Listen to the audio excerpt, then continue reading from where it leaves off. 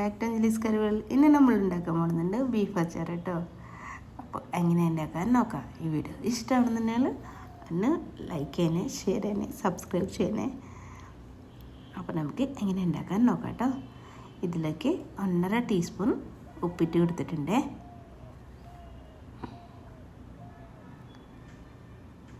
Beef നന്നായിട്ട് wash ചെയ്തിട്ട് ചെറിയ ചെറിയ പീസസ് ആയിട്ട് കട്ട് ചെയ്തിട്ട് എടുത്തിട്ടുള്ളത് കേട്ടോ.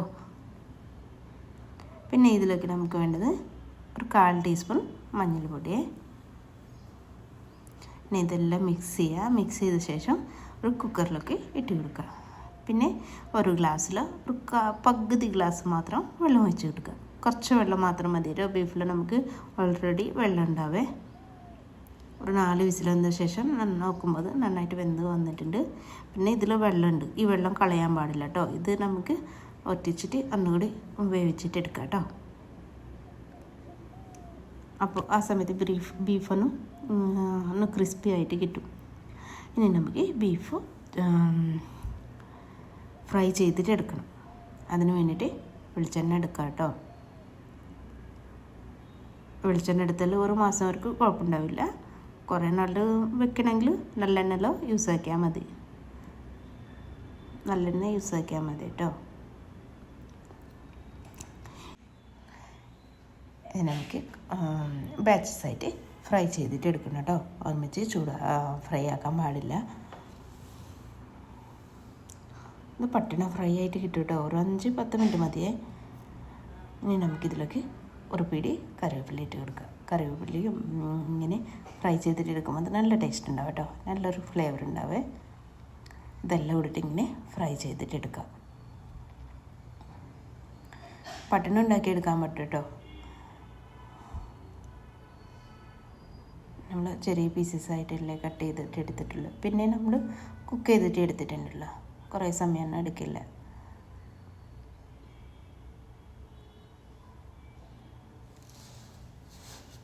കണ്ട എല്ലാം നമുക്ക് ഇങ്ങനെ ഫ്രൈ ചെയ്തിട്ട് എടുത്ത് മാറ്റി വെച്ചിട്ടുണ്ട്. ഇങ്ങനെ ആയാലും കഴിക്കുക കേട്ടോ. നല്ല ടേസ്റ്റാണ്.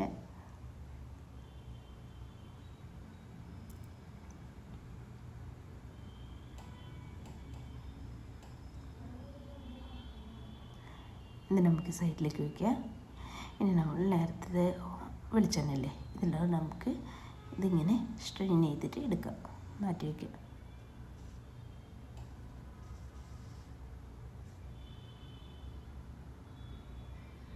ഇനി നമുക്ക് സെയിം പാൻ തന്നെ വാഷ് ചെയ്തിട്ട് എടുത്തിട്ട് മാറ്റി വയ്ക്കുക.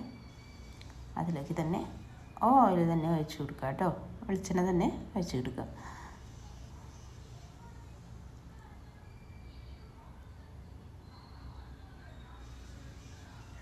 ഇനി ഇതിലേക്ക് കുറച്ച് കടുക് ഇട്ട് കൊടുക്കുക. പിന്നെ ഒരു 4 പച്ചമുളകും ഒരു 10-15 വെളുത്തുള്ളിയും പിന്നെ ഒരു വലിയ കഷ്ണം ഇഞ്ചിയും ഇതെല്ലാം കൂടിയിട്ട് കട്ട് ചെയ്ത് മാറ്റി വയ്ക്കുക. നമുക്ക് ആദ്യം ഇഞ്ചിട്ട് കൊടുക്കുക.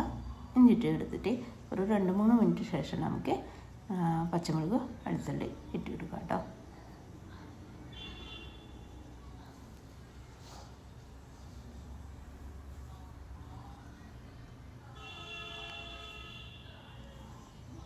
കണ്ട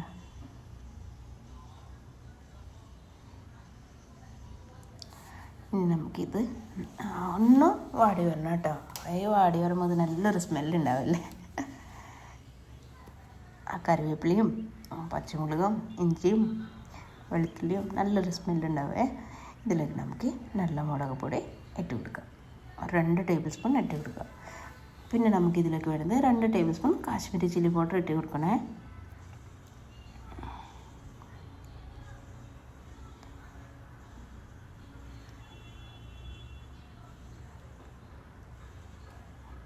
ഇനി ഇതിലേക്ക് നല്ലെണ്ണ കുറച്ച് ഒഴിച്ച് കൊടുക്കുക. ഒരു 1/4 കപ്പ് ഒഴിച്ച് കൊടുക്കുക കേട്ടോ. ഇനി നമ്മൾ നേരത്തെ ഫ്രൈ ചെയ്ത് വെച്ചത് ഇതിലേക്ക് ഇട്ട് കൊടുക്കുക. അതിനുശേഷം ഒരു 10 മിനിറ്റ് ഒന്ന് മിക്സ് ചെയ്ത ശേഷം ഒരു 10 മിനിറ്റ് ഒന്ന് കുക്കായിട്ട് വരണം കേട്ടോ.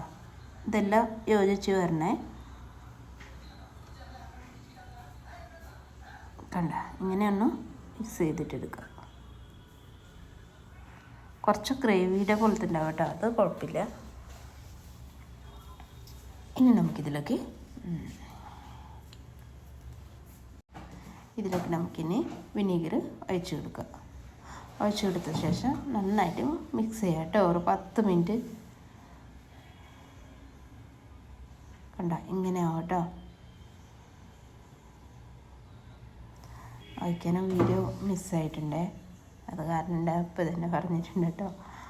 കണ്ട 10 മിനിറ്റ് വിനീഗർ ഒഴിച്ച ശേഷം 10 മിനിറ്റ് ഒന്ന് മിക്സ് ചെയ്തിട്ട് എടുക്കുക. ടേസ്റ്റ് നോക്കുക, ഉപ്പോ എരിവോ എന്തെങ്കിലും കുറവുണ്ടെന്ന് നോക്കാം കേട്ടോ. നോക്കിയിട്ടുണ്ട്, എല്ലാം കറക്റ്റ് കേട്ടോ. ഇനി നമുക്ക് ഒരു പാത്രത്തിലേക്ക് മാറ്റാം. ഇത്രയുള്ള കേട്ടോ, നമ്മൾ ബീഫ് അച്ചാർ റെഡി ആയിട്ടുണ്ട്. അടുത്ത വീഡിയോ ആയിട്ട് കാണാം. Thank you.